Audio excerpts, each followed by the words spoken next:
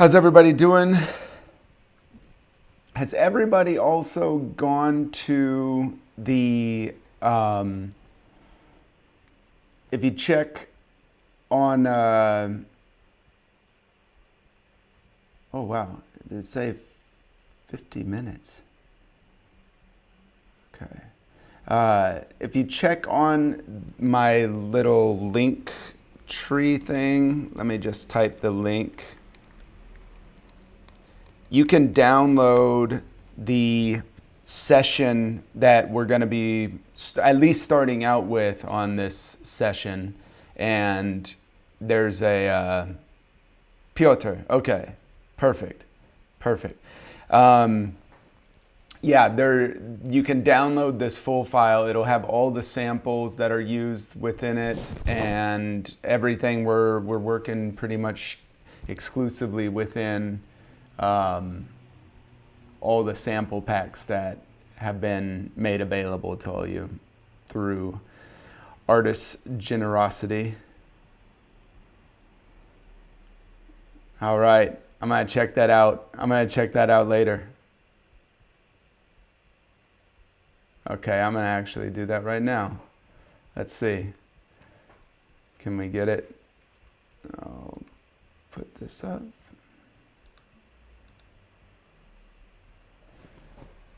Let's see. Let's go. Piotr. Okay. I think I'm getting I think I've got it. Piotr. Perfect. Just got to get my headphone volume situated. All right. So, first off, does anybody have questions from the last workshop about anything that? How many downloaded the session? How many took a look at it?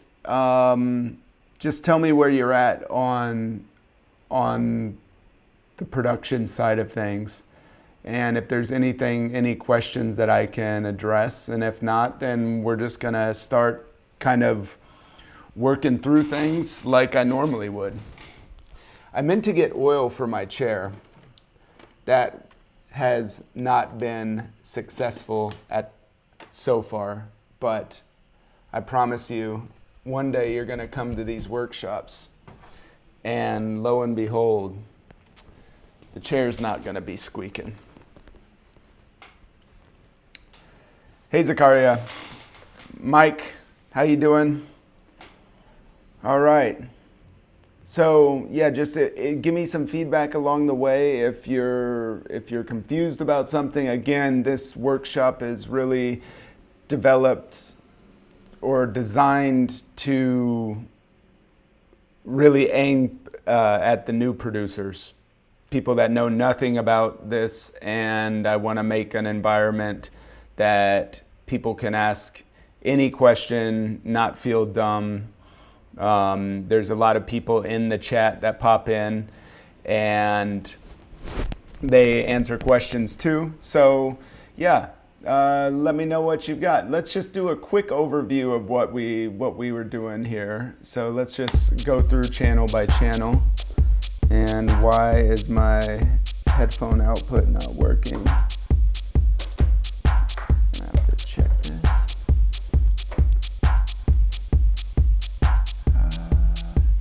I just got to get my headphones working.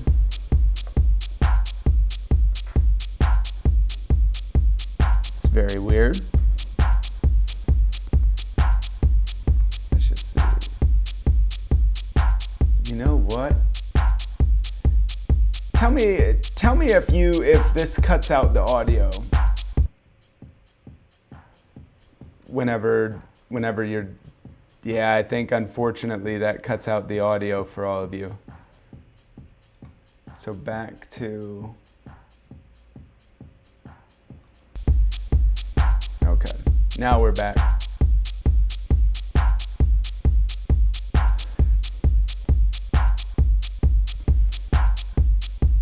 Let me see if I can hear something here.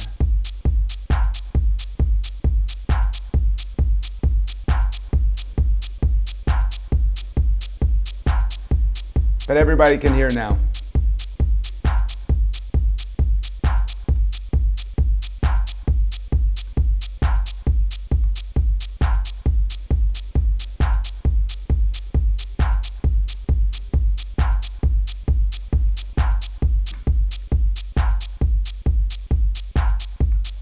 Stretch this out. I'll be able to still pull up stuff. Okay. So, first things first, really basic, super basic drum pattern.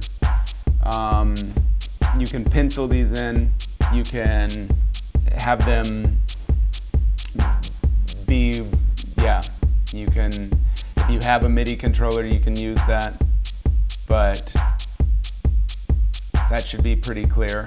Another thing is I want you to be able to see that in this drum rack, and again, this is dealing with, let's get that, let's turn that off. I don't know where on earth this window went.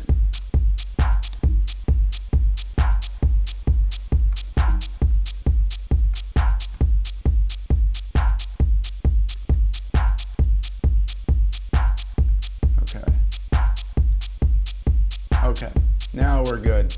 Sorry, this has been a crazy day for me. You would think when you're staying in your apartment all day that it couldn't be so crazy, but I just felt a little bit flustered. So, okay, yeah, you can pencil in the different MIDI notations here.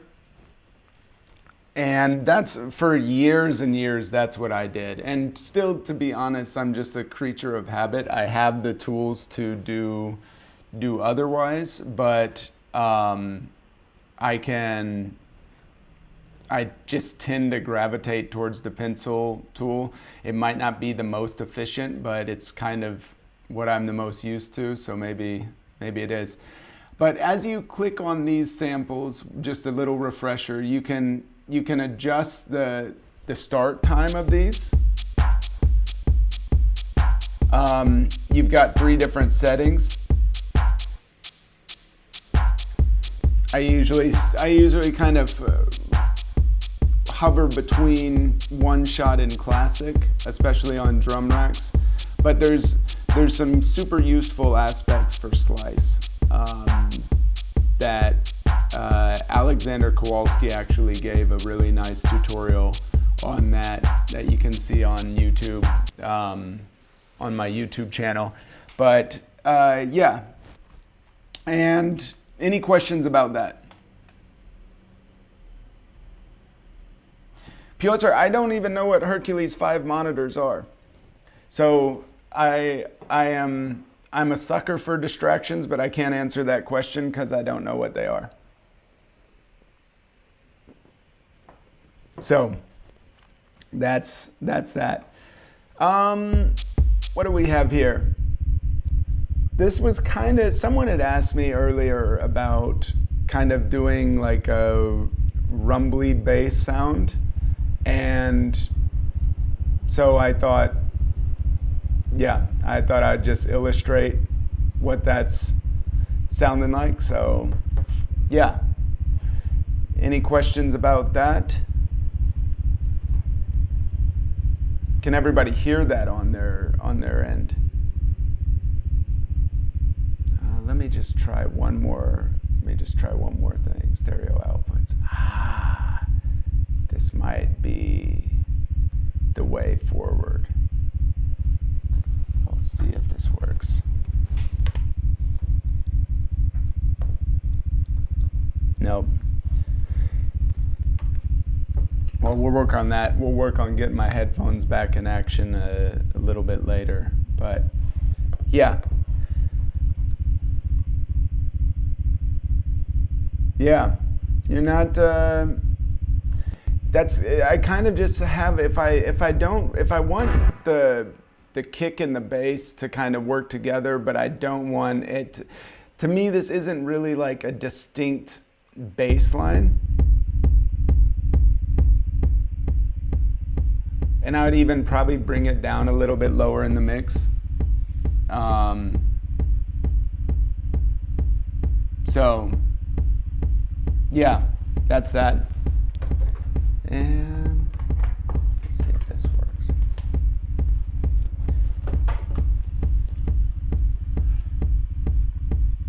So I would actually probably, I add a little bit of saturation to it to just give it like a little bit of, add a little bit of harmonics so that it's not, so it fits a little bit better in the mix. I mean, that's really what, when you hear people talking about these like fancy studio consoles, they're adding kind of this unique profile of harmonics. And that when you add harmonics to sounds and do it correctly, it can make everything kind of gel together, and everything kind of has its own space in the mix a little bit better. Let me just go back to some of the questions. Ended up making one with a noise wave and filter instead of a sine. Cool. Can you trigger the sub bass note on operator with the MIDI from the kick so you're not stuck with 4/4? I'm confused at that question, Daniel. I can't think of a scenario that, I can't think of a way that this question's going that it wouldn't be possible. I mean, if you wanted to, you could, you see here, if you wanted to have MIDI from, let's say, here, and you could even have the MIDI from, so let's go, it should work that I could record this. Let's see.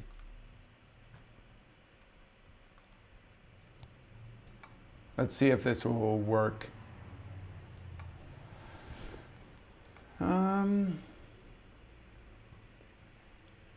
No, it didn't. I think you would have to, you wouldn't be able in the setup to just record the kick MIDI. Let's try it again. Let's see if this works. No. No, so, but if you did do, like, if you had, if you did the drum machine and did post effects, pre-effects. I don't know why it's not recording that, but a lot of times you can export MIDI, but I mean, in that case, I'm still kind of confused. So like, can you trigger the sub bass note on the operator with the MIDI from the kick so you're not stuck with 4/4? Like example, like a breakbeat line, not to record, but to fire the sample. I mean, I guess, Daniel, if you wanted to do that, let's just create like a breakbeat sound here.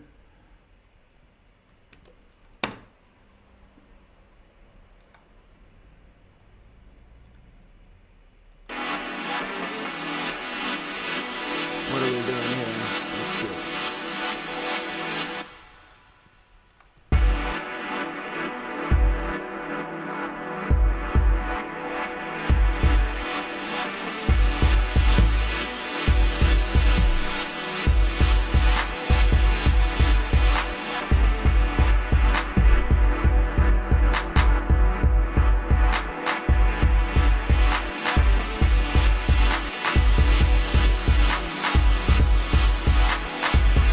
Okay, so you've got that there.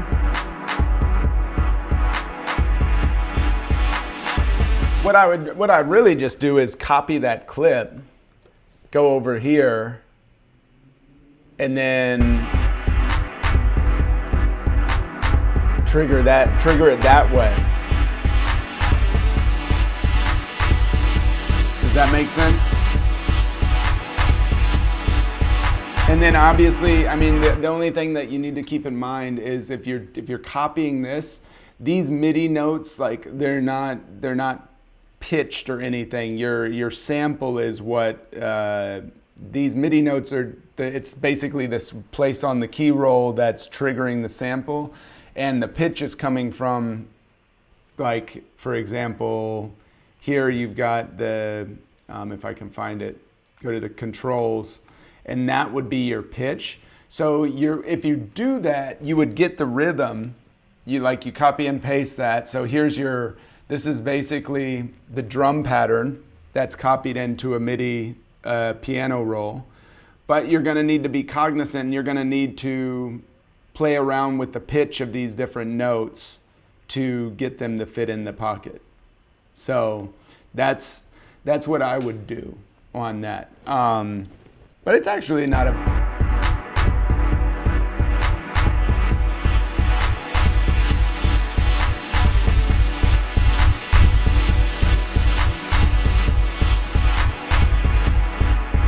Yeah.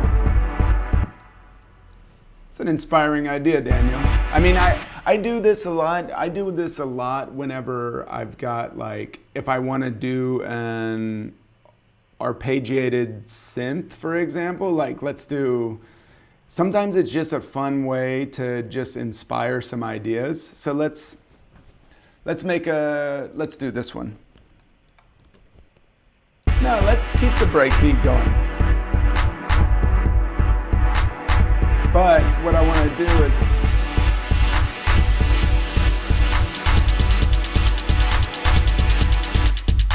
so let's get that pad down. Okay? So what you could really do, and you're gonna have to play around with it, but what you can do is you're like, okay, this is like a cool little groove. Maybe I'll like change the velocity. I can't emphasize enough how much to play around with the velocity. I mean, a lot of people, they don't pay attention to that velocity. And I mean, imagine, let's take, like, I was telling a friend this, like, think of the song, let's think of a song that everybody would know. Let's do this. So velocity is super important for this reason. Like, imagine if when Metallica made this song, and sorry if you hate Metallica, it'll only hurt for a second. But let me just pull this up. Oh, they're gonna make me watch like 10 minutes of commercials. Nope, okay. So you've got two different parts of this song. Listen to the drums there, and then listen to the... So that snare drum throughout that track is changing velocity, not because it's a real drummer, it's changing velocity literally every time it's being hit. But even in a general sense, there's parts of this song where the snare is like really hard, and then there's parts of the song where it's really soft, and then even in the parts where it's really hard, there's secondary hits that are softer. So it doesn't make any sense to me, like, electronic music already has you're already at the risk of electronic music being super mechanical. And I think that can be remedied by making it like as human as possible. And I got that term. There was a really cool video of the now defunct group. If someone can find this YouTube link, it was, they were a Swedish duo, Minilog. If you search on YouTube, somebody search on YouTube, Minilog, as human as possible, and post that link in there. It's a really inspiring video. I think actually Ableton did the video, and the process for how they kind of humanize their music is super interesting. I would encourage you to watch it. So anyways, I digress, but really play around with the velocity of this stuff. And if you want the velocity to be impacted more drastically, you've got the controls here. And let's get the, where's the,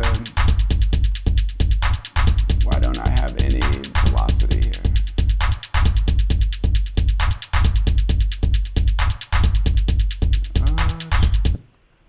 Let's get the, why do I have, what's going on here?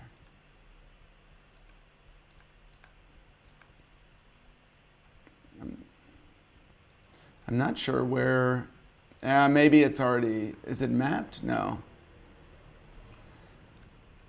Let's pull this out of this. So if you, I'm telling you folks, I am flustered, but yeah, there should be a way to pull up the velocity, and you can, here we go. I was just on the wrong mode. Sorry, I'm losing it. So I'll move this to classic, and I'm gonna take the velocity if I wanna really emphasize it. That's making it more dramatic. If I move it down to 0, the percentage right here, the velocity to volume percentage, you can hear the different hits on the velocity.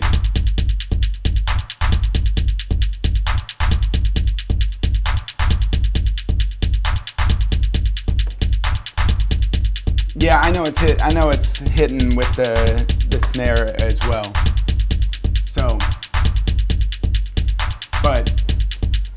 So, what I want to do originally show you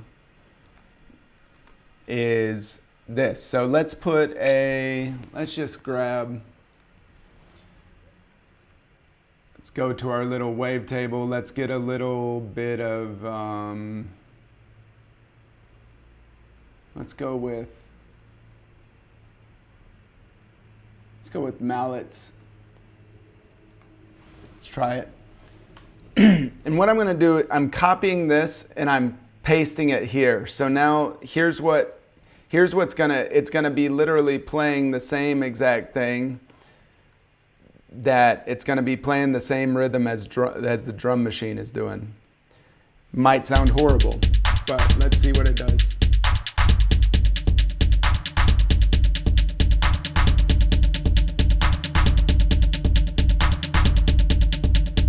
Okay.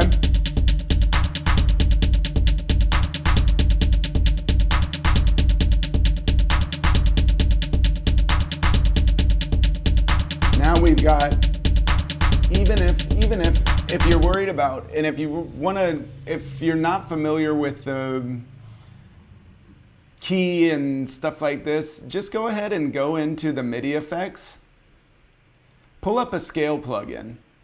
But the thing is just kind of be aware of, let's do like pentatonic. Let's do pentatonic in black.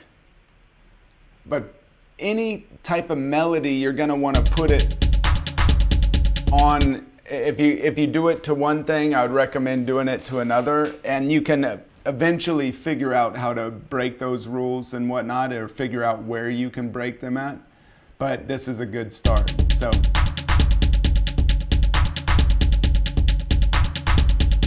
But I might pitch this up.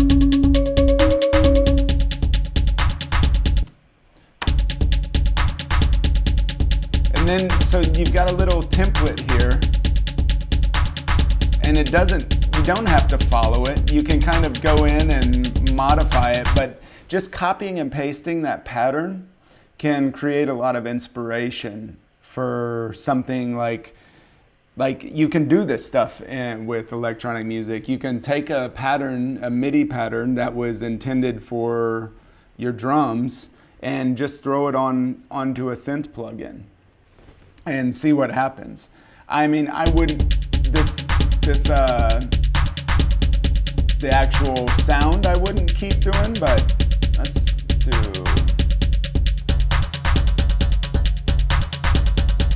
okay.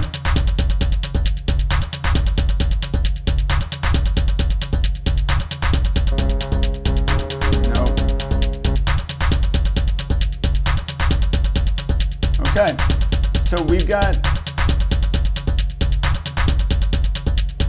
a little nice something going there.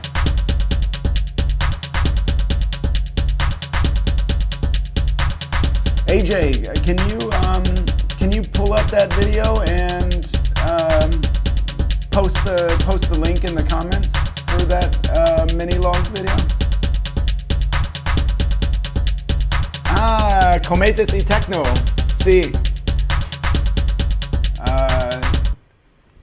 Oh man, now I'm drawing a complete, I thought I could speak one of the like 3 sentences of Spanish I knew. But I don't know how to use past tense. So it was really fun.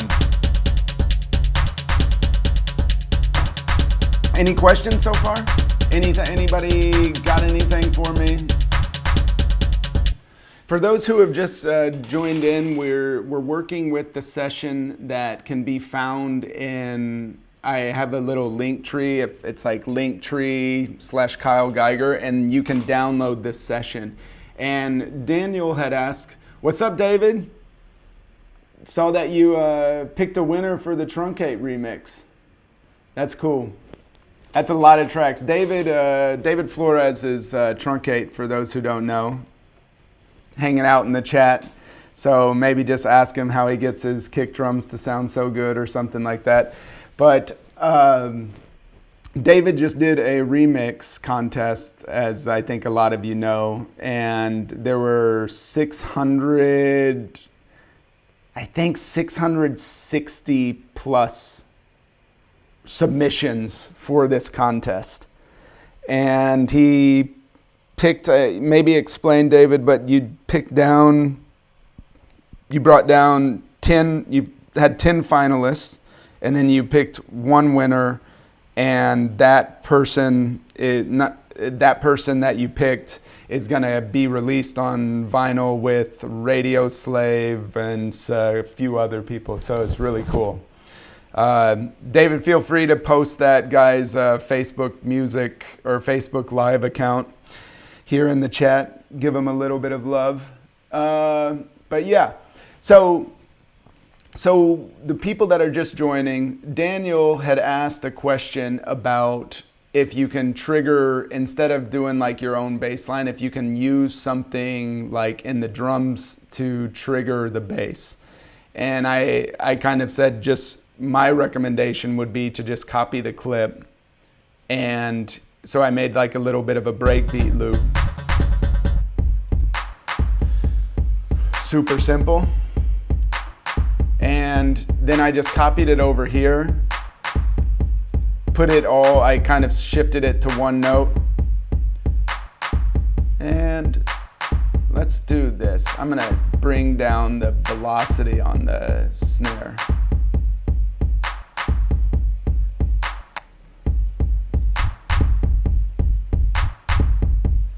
But it's actually doing the opposite.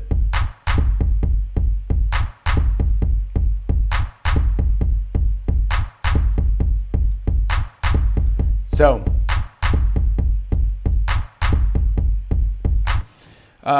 so we did that, and then I suggested like we created like a little bit more of a busy drum loop just by adding a closed hi-hat over the top. And I was saying, if you just copy and paste this over onto the next track and just throw a synth on it, you can get some pretty cool results right away.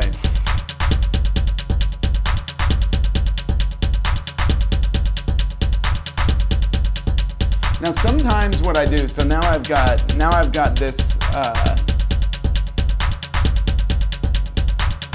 this little rhythm here, and I've got a few different notes being triggered.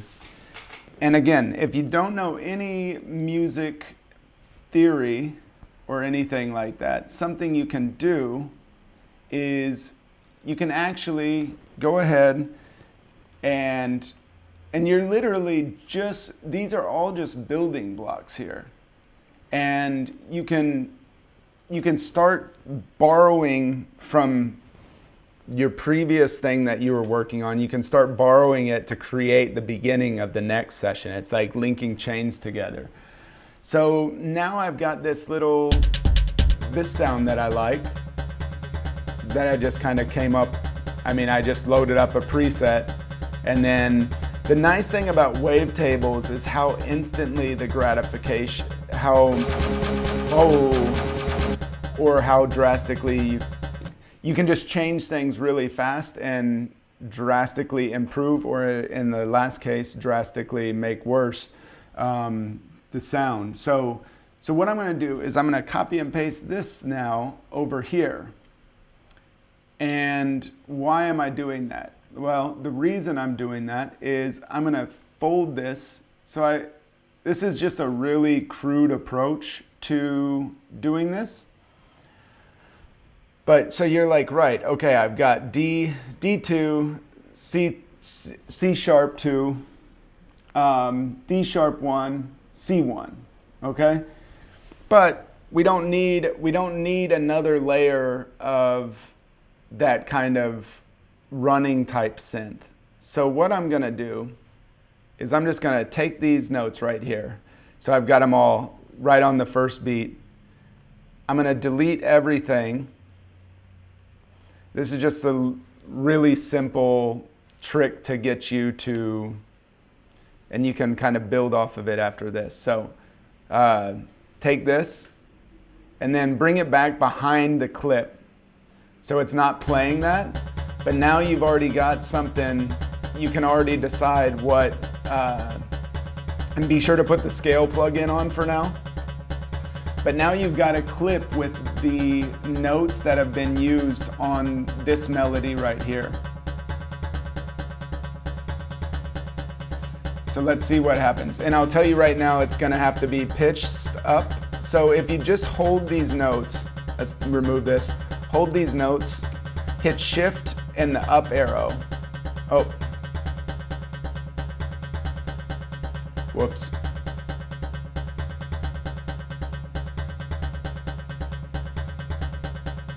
Where'd that note go?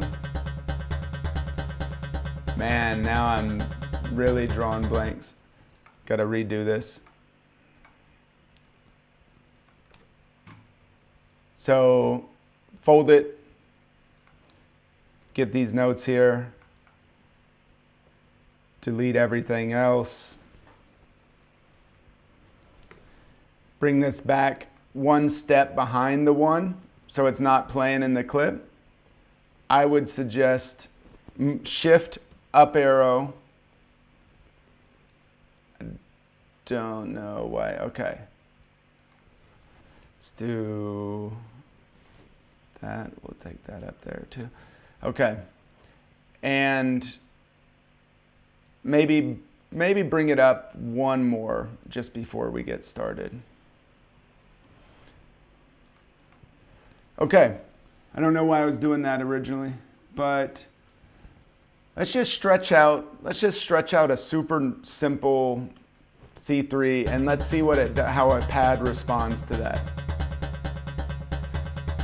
So, and again, I can't emphasize enough, there's nothing wrong, especially when you're learning. You can dive into the sound design part as you can go, and I'll show you a little trick for learning about sound design stuff. But do not be afraid to use presets. So let's just dump that in.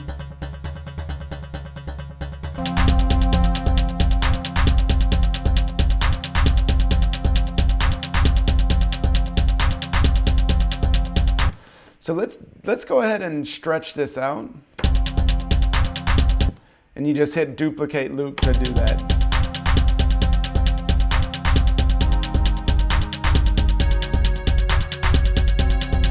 Okay, so now I'm gonna move this down.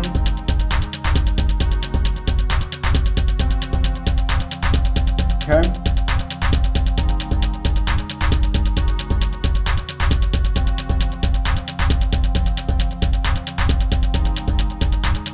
And you can do like some little adjustments to kind of make things your own, you know?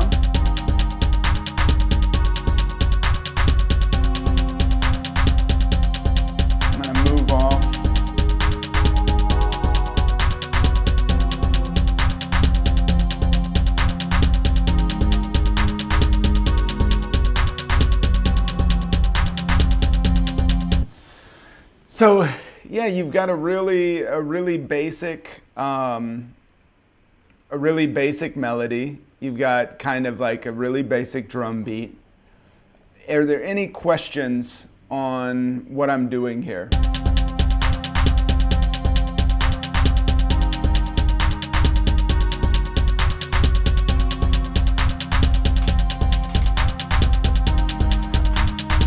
Any questions? Everybody following okay?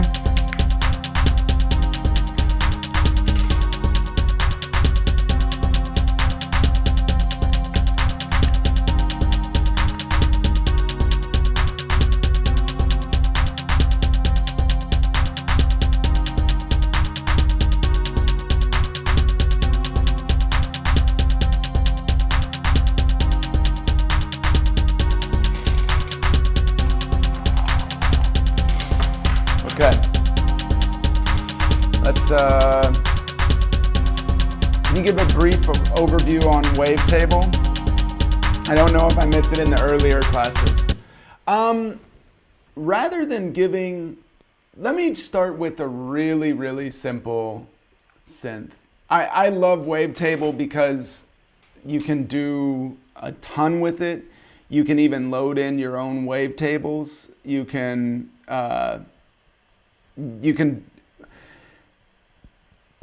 do a lot with it, but I don't want to get super complex on one synthesizer. One thing I would say for wavetable, if you just play around in this region, like you have these different categories, and then within that there's like subcategories for the wavetables.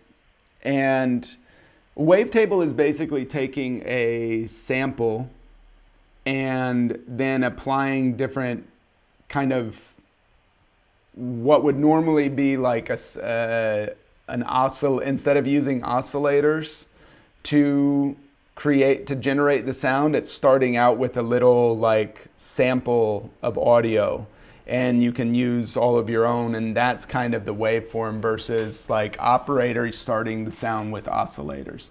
But then everything else beyond that is very similar as far as the way synthesis works. But if you play around, there's two oscillators here, and if you play around with the different wavetables, play around with where the wavetable like sits position wise by moving this up and down, okay? And you can get a lot of cool results. Obviously, here's the filters. But what I want to show you, and I was telling you, don't be shy about using presets. Let's pull up operator, because I think operator is the most basic or the easiest synth to wrap your head around with things. So let's do.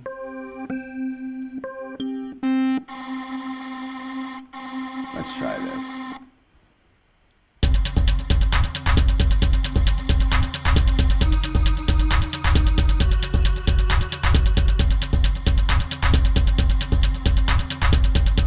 So you got this sound. And what I would encourage you to do is kind of reverse engineer these sounds. Instead of like starting out, because okay, you start out with operator, and then you're just gonna have, it's like, it can be overwhelming. You're like, how do I get from this place to something that sounds not like a hearing test, you know? And that can be a little bit intimidating at first. But what you can do is, if you go here, let's bring that synth back in. What you can do is you can start reverse engineering that. So here you've got 4 oscillators here, right? Just start turning them off one at a time and see what happens. Like, see what this is. Say, okay, this is a user oscillator, and this is what they've drawn in. And you can draw in your own oscillator if you have the user preset. So, oops, went a little too far. So let's play this.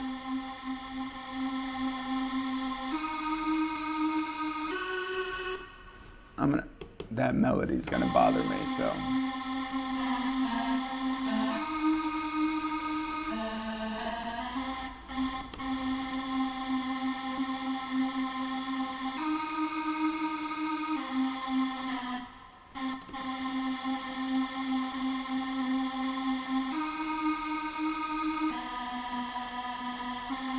Okay, that's like a little bit better. So, first thing you could start doing with this, when you pull up a preset, this is the preset in its current form. Turn that off, see what happens. Do you really notice something? Like, not anything drastic.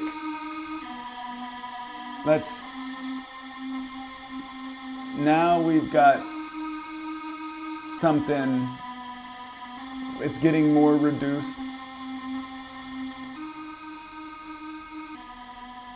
Okay, so literally we are down, there's the LFO, that's making a big impact. It's changing the sound a little bit. So now if you just went back to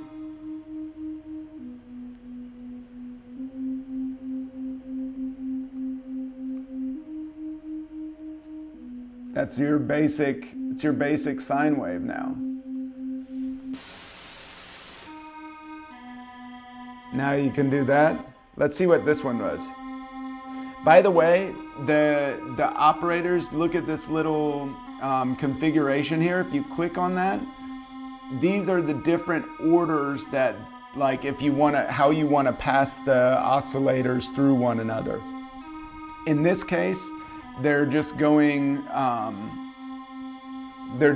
straight out. Okay, they're not passing through. Whereas if you did this right here, the reason that it just stopped the audio is because if the last part of the chain is oscillator A, and if you don't have oscillator A on, nothing's gonna happen because it's like a broken link when you've got the setting here. But this is really nice because you can hear each individual oscillator. So if you have it set on this, like the horizontal bar, then yeah, you can do that. Noah, what's up? How are you doing? Noah, I don't still substitute teach. I live in Berlin now. I don't, and I'm trying to remember, Noah, which school I had you as a student in. But good to see you regardless. I can remember like instances and moments with you in class, but was it Southside? So anyways, getting back to the oscillators, start playing around with this. See what these two do. And you say, okay, well, why is it kind of fluttering? Why is it sounding kind of wobbly there? Well, my guess would be there's some dissonance between how it's tuned.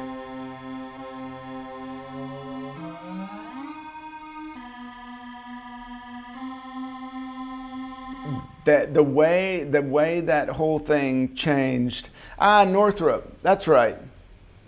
So you were in, the only time I was teaching at Northrop was when I was sitting in for the German teacher.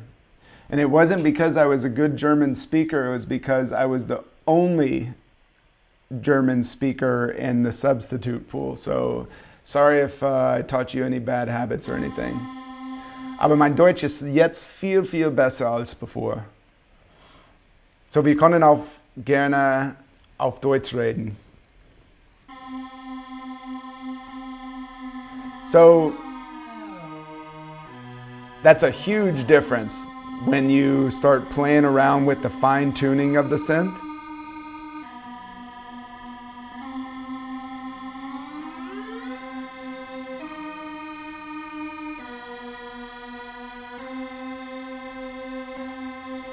And you can assign the LFO to different, like if you turn off every, this is showing how the LFOs are impacting different things. So let's turn all these on.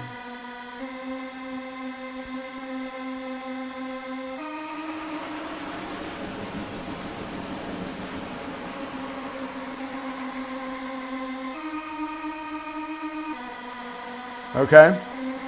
So yeah, that to me is a crucial thing that helped me a lot with learning synthesis. Is I didn't know what I was doing whenever I pulled up a synthesizer. I relied so heavily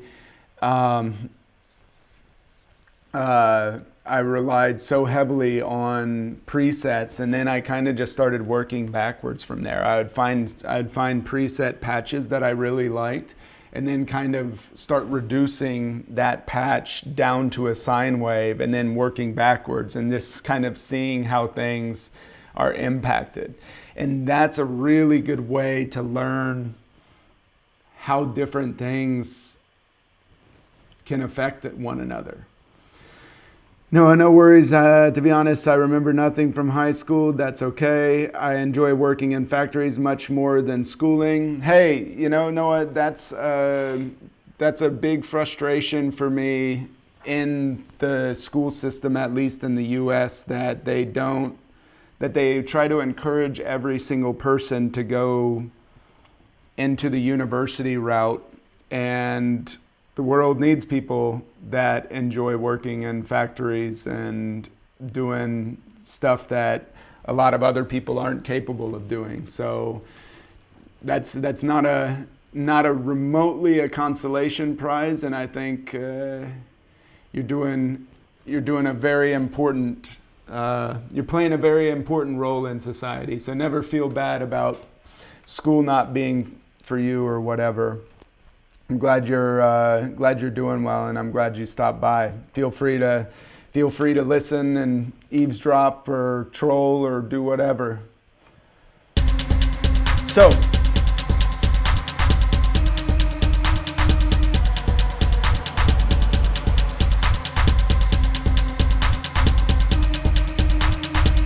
I kind of want this synth to be I want it to be a little bit spookier, so I'm gonna reverb's always, when in doubt, just throw reverb on it. Never be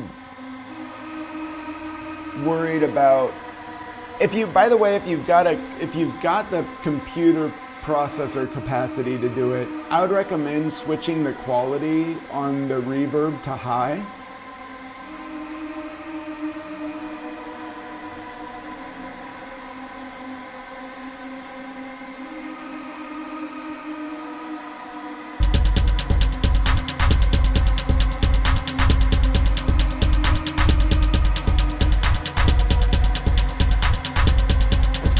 Let's put the drum bus to work on this breakbeat track.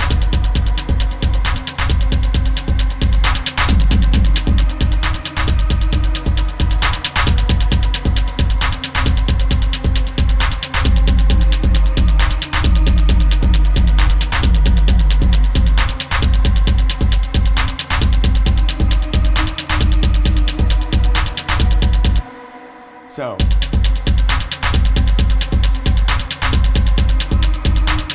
And also pay attention when you're so you've got your main notes that are being played.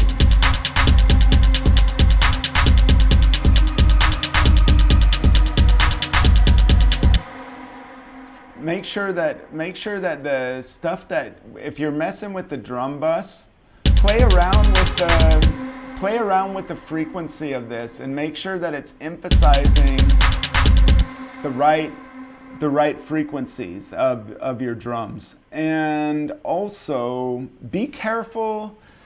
The boom's really cool, but it can be a little bit too much. And actually what I'm gonna do, I'm gonna drop it just on, what I just did is you drag it directly over one of these and it'll just affect this one, okay?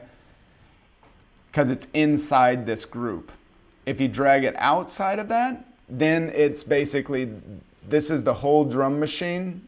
And if you drag it outside, it's going to affect the entire drum machine. But I want to affect just the kick drum. So go here. And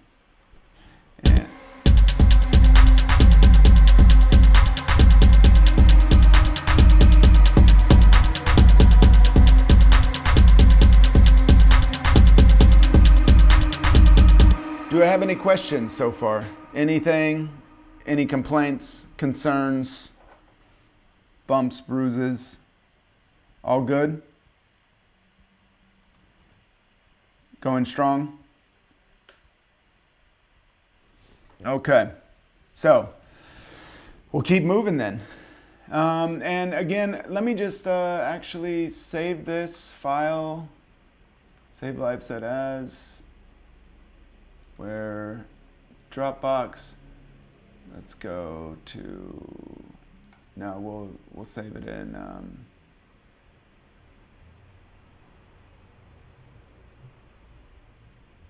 actually I'm just going to cancel that. We're going to try it again.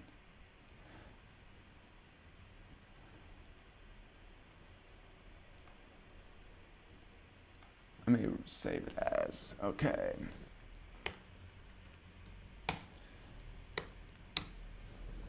Okay, and I should be able to then share this with all of you if you would want to. There's not really been that much different going. There's not been that much different going on, but let me just yep, it should. The file is already in there, and let me just sync it and make sure. You can pull up the Dropbox file in the link tree, and yeah, it should be, it's already up there. So everything's fine. Thanks so much. No problem, Gabriel. Glad to help. Glad to help. I really enjoy it.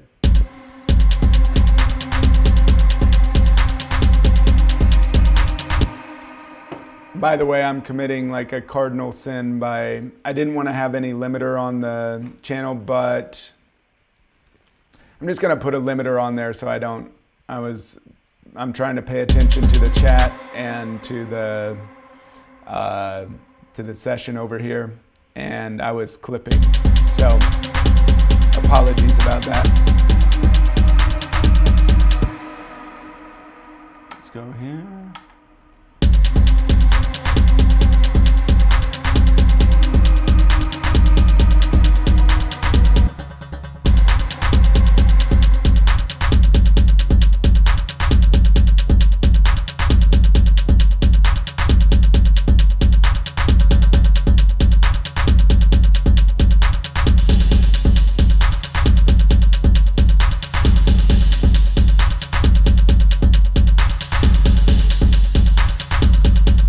Playing around with the reverb because sometimes you can get like some cool little effects. So so let's say I'm like, okay, this is sounding cool, but I know it's gonna make the kick drum sound really dirty. So what I would recommend doing here is we're gonna take an audio track and we're gonna route from the drum machine.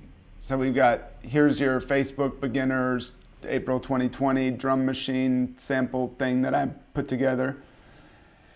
And we're gonna pull from that. We're gonna go, let's do post effects. And I selected, on this, I selected the leaving my little kick, post effects, because let's get this. Now let's see.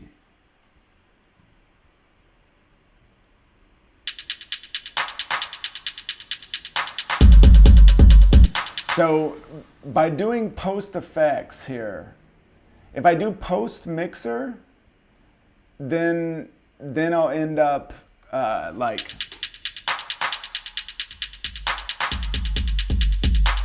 that starts getting affected by that. So,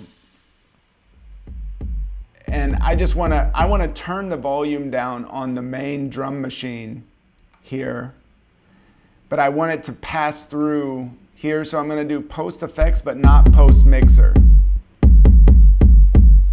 And the reason I'm doing this is because I don't want, if I put like the reverb, if I do like these rinses of reverb, I don't want the kick to be affected by that. So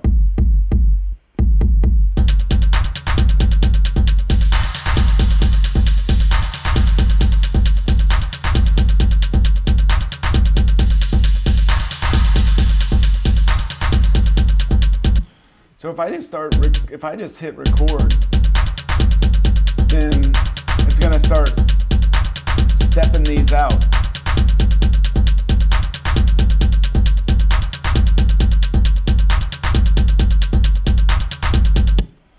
So if I got, let's select all these. Let's just drag it out a little ways. So this is like one giant loop, right? And I was playing around with that little reverb there. So if I hit A in automation view will get the, am I missing my L?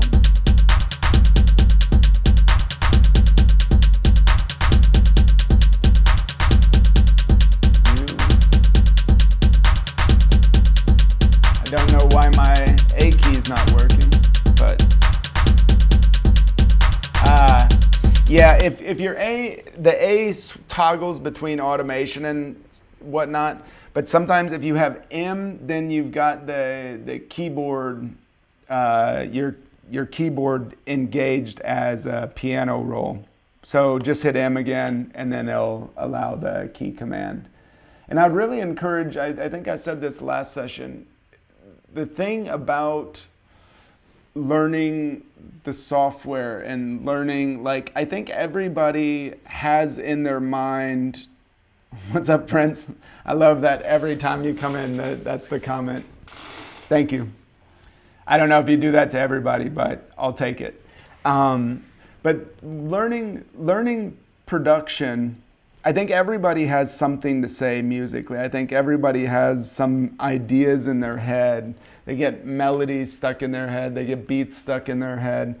And really, the thing about learning production is that's just the way to get the beats from your head coming out of the speakers. Like Ableton is just, or Logic or any of the DAWs, it's just a means to an end. And the thing is you need to, like, the faster you can work in the software, the less frustrated you'll get. And the more likely you'll be able to get those ideas onto the canvas of Ableton before you lose the idea or before you get frustrated. And, you know, and keyboard shortcuts are a super easy way to just learn how to work faster. And it's actually something that's pretty important in my opinion. Just because keyboard shortcuts aren't going to make you a good musician, or they're not going to have you make good tracks, but they will improve the likelihood that working too slow would get in the way of you making good music, you know? So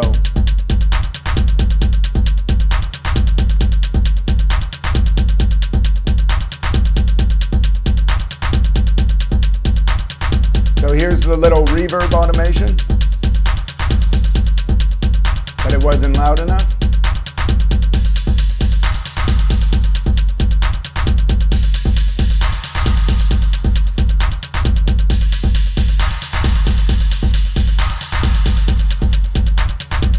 So what I would actually do on this is I would do this, and I'm going to copy this. Let's change it to, let's change the color so I can keep track of it. And let's get rid of these hi-hats here.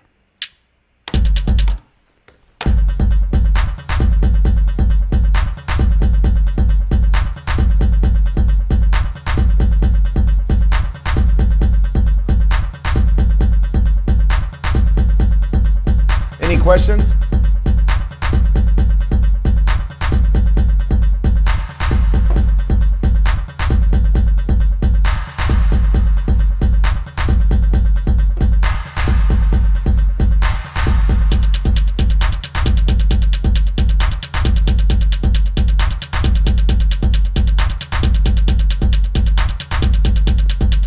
So let's, I'm gonna bring that.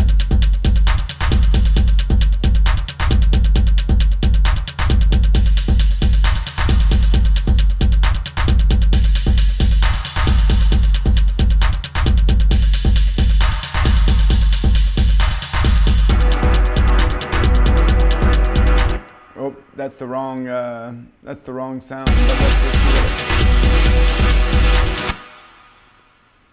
see how it does.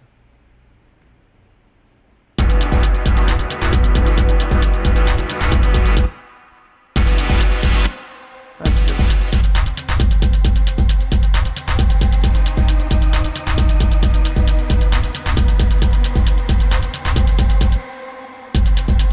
Thanks, Dean.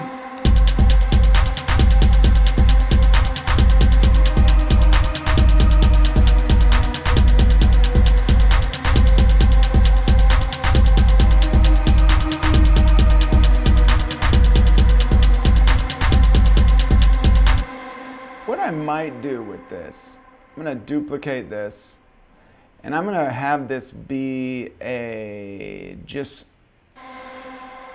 let's just get this to be one note right here. But what I'm going to do is I'm going to rinse this out, and then I'm going to add some saturation onto it, if I can find it. Do this.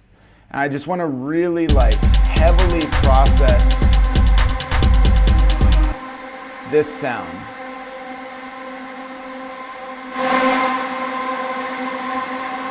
And I'm gonna EQ it out. Do I feel arrangement view is, this is from Jermaine Robinson, do I feel arrangement view is death by 1,000 cuts as opposed to working in session view where you can work more fluidly?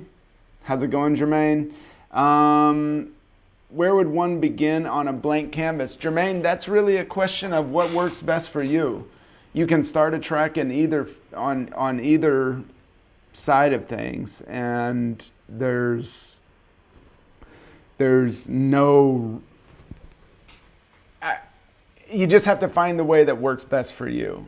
What I'm doing is I find that sometimes it's nicer when you've got the mixer here and you can kind of play with the volume and stuff. Like things are more in front of you here, but then arrangement view, you can start getting really funky with like the automation, which is super important. And I'm gonna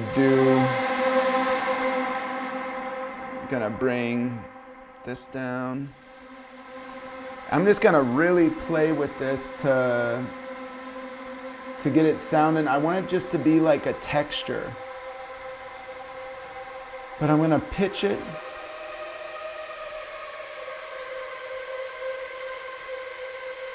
So now, and I also have to know that there's already these resonances that are gonna be hitting in the synth right next to it. So I'm gonna carve, you see these little spikes here? I'm gonna carve them out because I don't want it to distract from anything.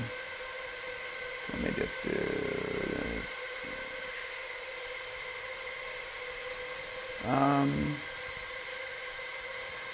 And then I'm gonna put, let's do a little chorus here.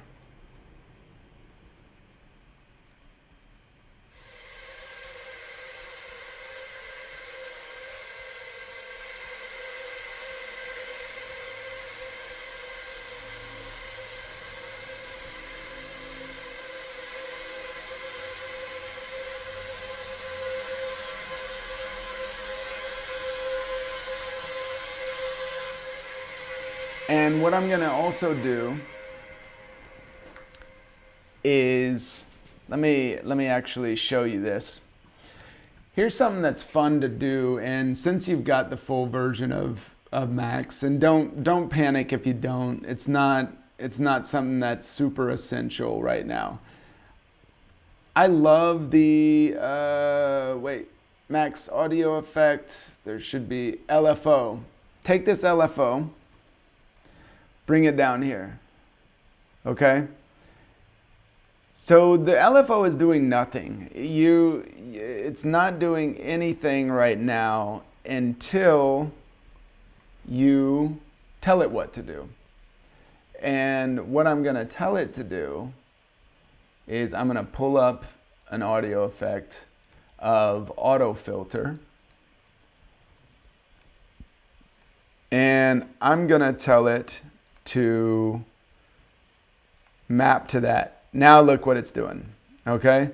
So just a little replay. You've got this LFO going here. I pulled in this auto filter, map, hit the frequency. Now it's going, but I don't want it to be that dramatic. But you can see what it's actually doing there. And full disclosure, you can totally do pretty much the same thing within auto filter. But one thing that I really wish auto filter did was show what's happening here, and it doesn't show it. And I just wanted to show you what you can do with the LFO anyways. So I'm gonna use that. And we're gonna bring the rate way down. And we're gonna bring the depth down. So you can see if I bring the depth all the way up, then it's doing, that's the range that it's gonna go with the depth, okay? But if I bring that depth down, you can see what it's doing where it's getting like less and less dramatic. And if I bring it down to 0, it's going to stand still. Okay? So let's bring it back up. But I want to slow it down. And I want to offset it. So the reason I want to offset it is because I want it to only go this range from like the 1K to the 10K, okay? And so let's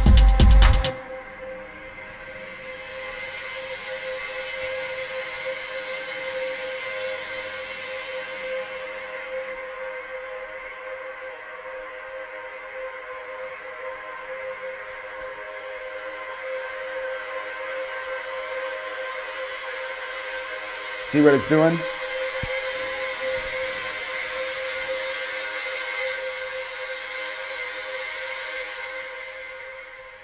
Okay, so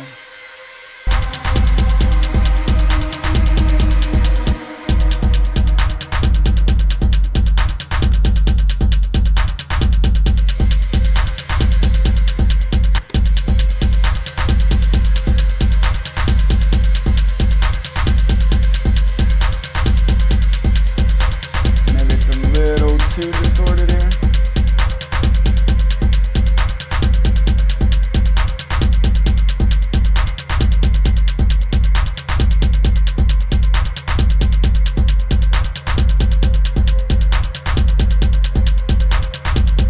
How's everybody doing? We good?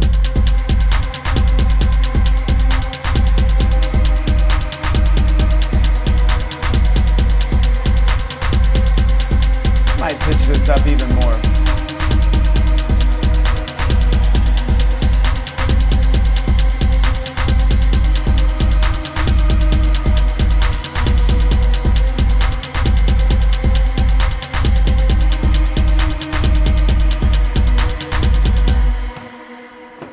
Daniel, yes, I just notched it out because I don't want this, because you're gonna have, I just duplicated this synth down here, pitched it up and processed it real heavily, and I want to have like kind of a similar palette, but I just want this to kind of be like this droning presence that kind of modulates. And so what I did is I notched those out so it's not gonna really fight with these frequencies up here in the primary pad. Okay? So let's just stretch this out.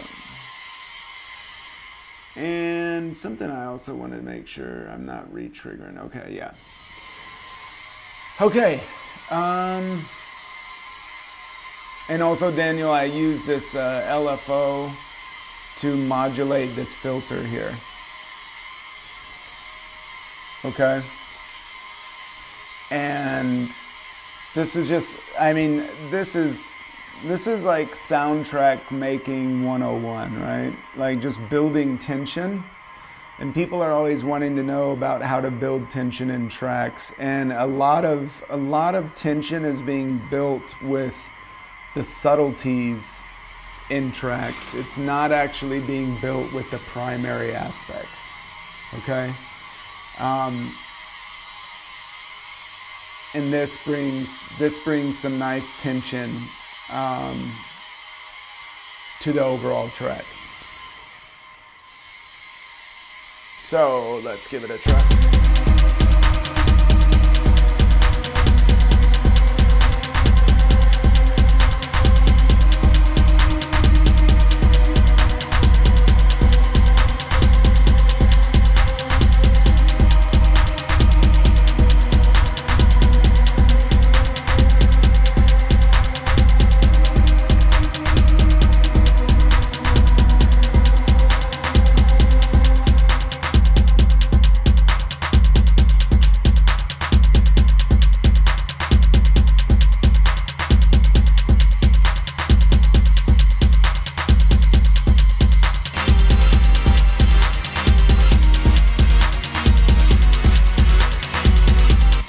So this was actually the techno track that we were working on at the beginning, and this is kind of morphed into something. It just kind of went down this rabbit hole because Daniel asked me to do a little break beat, and so I started messing around with this.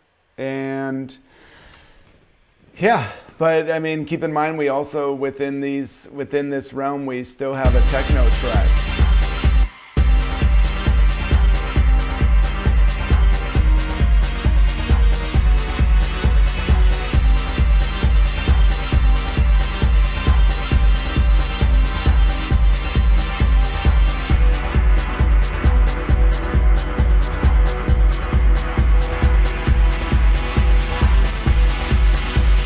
See what this sounds like.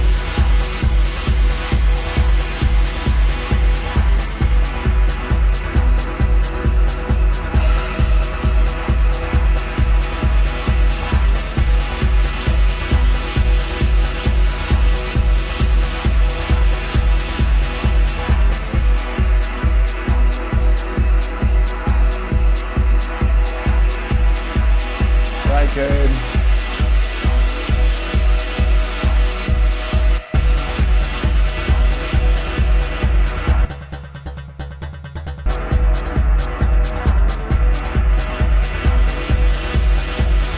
see what this sounds like. Nope.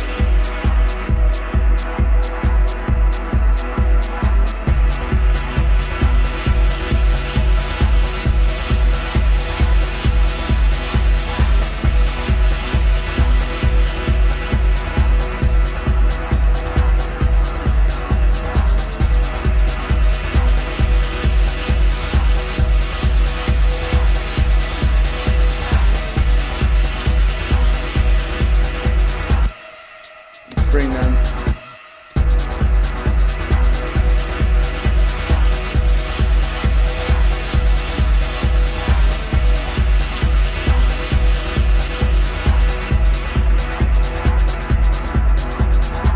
So yeah, you've got like basically two different tracks with the same sound palette in there.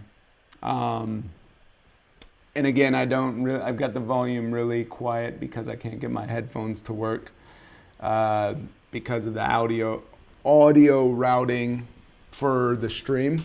And I'm slowly starting to integrate my more proper studio setup in this, and with that is coming a lot of big learning curve. So what other questions do we have here? Anything? What are some topics? Let me ask this, and maybe you can expound upon this. What are some topics that you would really enjoy to have covered in these workshops? What are some things that you're struggling with? What are some things that you want to get better at? Anything. I enjoy doing these, so anything that would be useful to your knowledge, then I could do my best to share.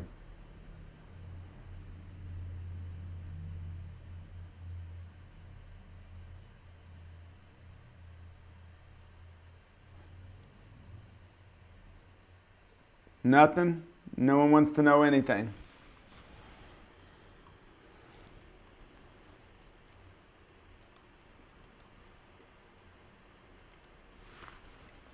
Another thing for those of you, and I usually plug this at each stream, but like I said, I've gotten kind of a rhythm for what I'm doing with regards to streaming and what I'm using different platforms for. And what's up, Andrew? How you doing? You don't have to be sorry for coming in late. You can come and go as you please. I won't give you detention. Piotr, the thing about common mistakes is I think it's really important for you as a new producer to understand and to kind of go through the process of actually learning those mistakes. Because if I tell you, like, I don't like these YouTube blogs that are like three common mistakes that every producer makes. Never ever do this. And it's like, man, you can't say to never do this. Like, I mean, think of something, for example, like New York compression. Like, if you articulated what New York compression was, and I can demonstrate what that is. So New York compression is basically, I'm going to duplicate this track, or you can actually set up a return track. Insert return track. If you did, before New York compression was a thing, the people that would run these blogs and stuff, and I'm not knocking what they're doing. I think that there's value in it, and there are some pitfalls to do it. But the reason why is, like, New York compression is, if I'm turning this up, so right now there's nothing happening. I've just got audio going over here. But New York compression says, squash the daylights out of this, right? So that's what you're hearing right there, okay? Set it. And you would never, ever, ever do that with compressor. In fact, I think there's a setting here that might be like New York, or there's actually a effects rack that you can pull up in audio effect rack, mixing, Brooklyn, performance and DJ modulation, amp simulation. I thought that there was a New York compression in there, or Brooklyn. I think it used to be called Brooklyn compression. But anyways, the idea is that if you squash something so hard in compression, that's like, it's also called parallel compression. And obviously that loses all of its might right there. But if you layer it, then you can really like thicken it up a little bit.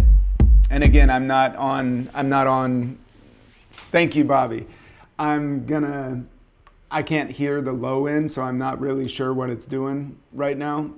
But like I said, someone would say, before that was a thing, people would say, don't ever bury the threshold like this in a compressor. And so I want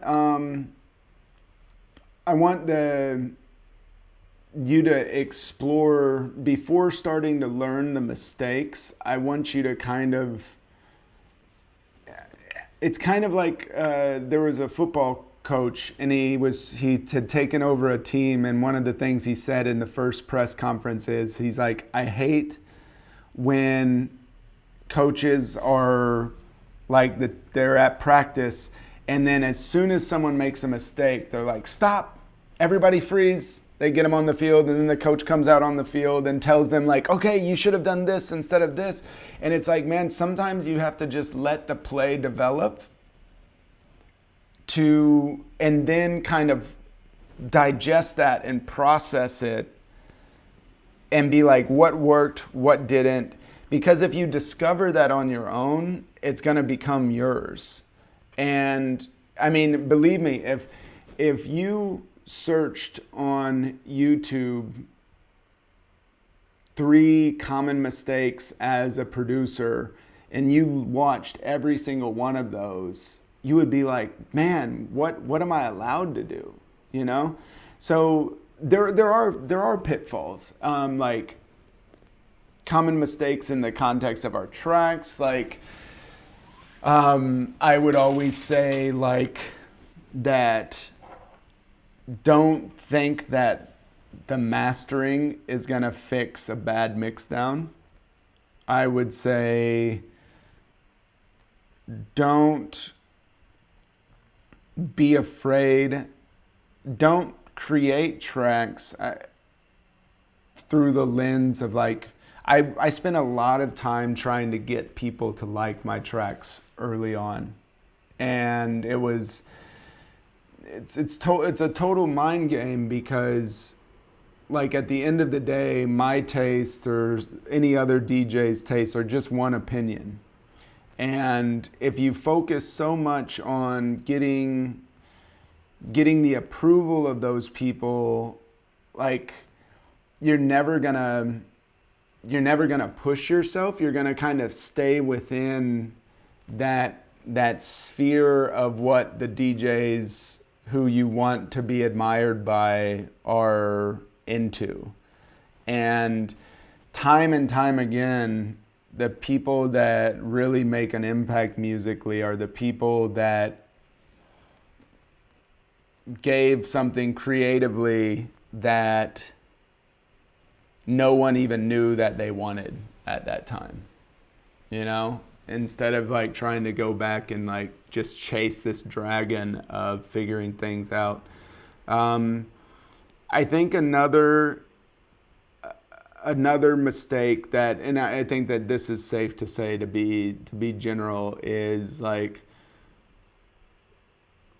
really think about every sound and every adjustment that you make. Like but right now, also be okay with just turning knobs and seeing what they do, but do it in a way that you can observe what's being done. it's totally okay to turn knobs that you don't know what they do, and you should always do that and discover new things. But like I said, learn the process along the way. So like I said, pull up. I always say operator is one of the easiest synths, and it sounds really good actually. Pull up an operator preset and start working backwards. So yeah. Hi, Bob. Oh, we're all in this. Andrew Lima, and for other producers in there, Bobby, give some of your thoughts. For other producers, give what your thoughts are on things that you wish you would have known. Like, I wish I would have known that it was okay to not, like, to kind of sometimes creatively be on the outside of the trends and be okay with sometimes not being as popular or as liked or whatever.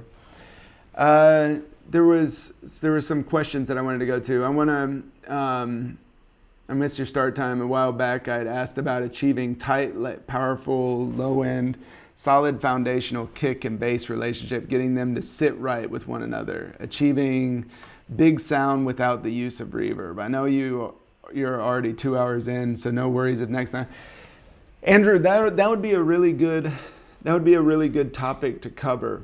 And I'd really like to cover that whenever I've got my little monitors on, but I switched the setup so I can't, for you all to be able to hear what's playing out of Ableton, I can't monitor through my headphones, so I need to come up with a solution for that. But yeah, that'll definitely be something that I'd cover.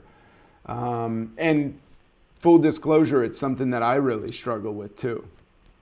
So I'll give my best to share what I've learned along the way. Shin Yamamoto, I think I'm saying Shin, I think is correct. What do you do when you or Shane? Sorry. Anyways, let me know how it's pronounced. What do you do when you find good sound, but when you collapse to mono, it's not there, or it has a very weak signal compared to stereo? Do you find a new sound or try to fix that one by EQing the mono portion of it? Also, do you make your tracks in key? Yeah, I mean, the key thing is a big discussion, and I think a lot of producers don't give themselves, so I'm answering the last question first. A lot of producers don't give themselves enough credit to like knowing that, trusting their ear, even if you don't have like a musical background. Like I'm not gonna be able to ever tell you the key of a track that I made it in, but I can tell you if something is not in tune with another part. So like, in that regard, I think everybody's kind of paying attention to that. But one thing I would always say is like drums, sometimes if drums aren't fitting in the mix, it could be because they're out of key. And we don't always look at drums as having like a tune or a key, but they most certainly do. Anything that's a frequency has a tune or a key.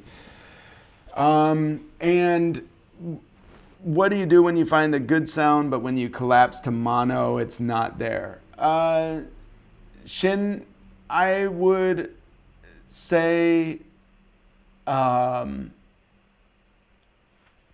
my guess is a lot of times, by the way, what Shin is asking about mono is a really good thing, especially in like limited studio spaces. So what he's saying is you can do this on your master channel because you can get deceived by some of the stereo imaging that it makes it sound really big, but if you switch to mono and you're figuring out if everything still sits. And if you can get it, if it sounds good in stereo and in mono, then you've got a pretty good mix a lot of times. But mono can expose a lot of the weak spots in a mix down. To answer your question, I would say that a lot of times reverb kind of sounds really big and exciting, and then when it comes time to mix, it can tend to muddy the mix, or it can create this like stereo field that makes things seem bigger than what they really are. So what I would encourage you to do if it's not sounding right in mono is maybe back off some of the processing and see what you can get from there. So it's from Rex Burton saying, another great tip is when you're experimenting and tweaking knobs and you hit a good jam and it sounds good, record all of it on another track without focusing on building a track, but more to come back to and use later on. This way you have some unique sounds to use. That's a great tip, Rex. Like just to have everything, sometimes just to create and not like create now, ask questions later, you know? And there's a lot of times, a lot of tracks that I've ended up releasing had an element from that track that did not originate in that track, from doing exactly what you suggested doing. So that's a really good tip, Rex. Thanks for sharing that.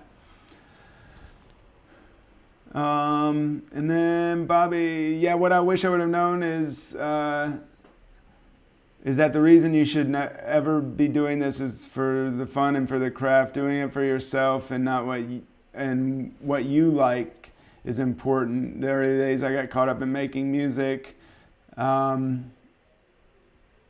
to get on this specific label or that, and as you and I both know, that can end up being a futile notion. We end up tailoring, and sometimes what you make ends up being something you never intended, or worse, or something you don't like. Enough of that cycle can cause you to end up hating the very thing you love, making music. I agree. That's a really good tip, and I think most producers have been there, and yeah, I definitely agree. Hi, where can I find the link to the project?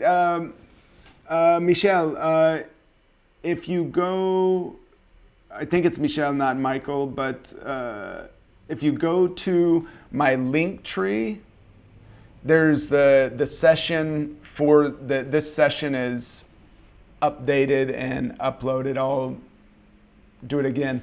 And just full disclosure, there's basically 2 tracks going on in this. And yeah, so if you play the arrangement,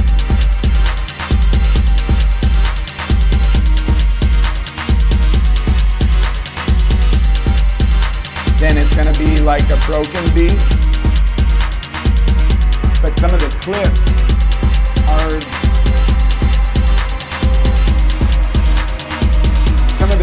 are actually from like a more techno vibey track. So I'm going to save this track again and save live set as, and it should be saving to the folder. So this is going to be version 3, and when you go to the link tree, if somebody can post the thanks Bobby, post the link tree thing. Let's see, 1 second. Let me get a couple links up here.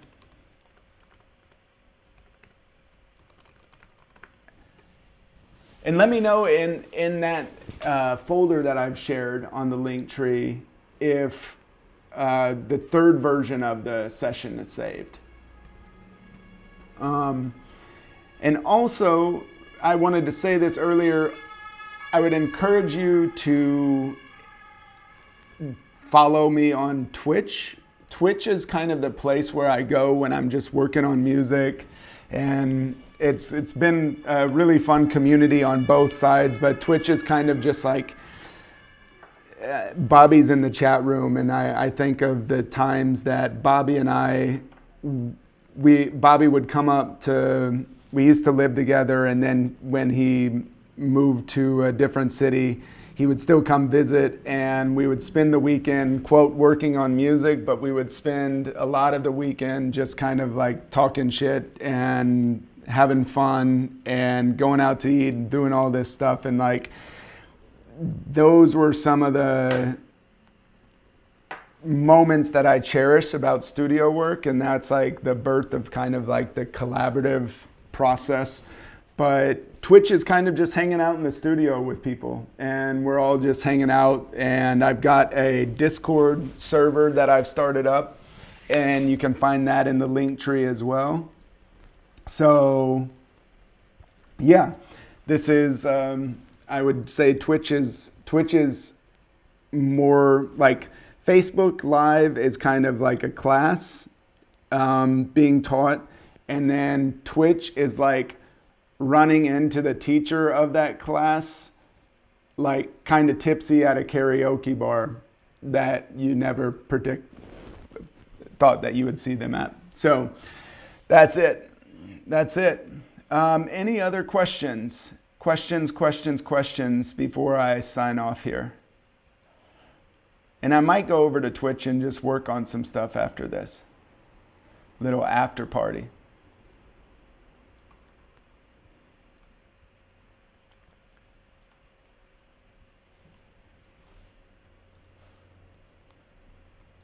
What do we got? Can someone, before I sign off, let me know if the third edition of the track is uploaded there?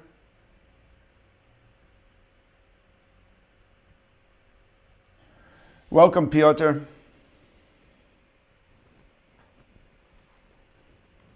Let's get this. I'm gonna refresh I gotta remember the name again, the pronunciation, so I don't screw it up. Let's go. Turn on this audio.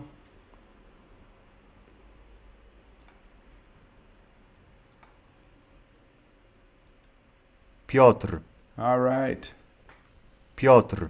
Perfect. Jermaine, I'm located in Berlin, Germany, but I'm from Indiana. And you?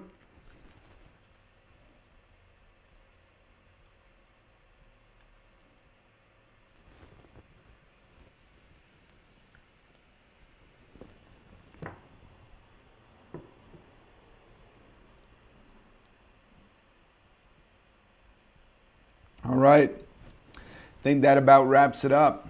So I will probably head over to Twitch for a little bit. And thanks for joining in. Thanks for all your help in the chat. And looking forward to next time. Take care.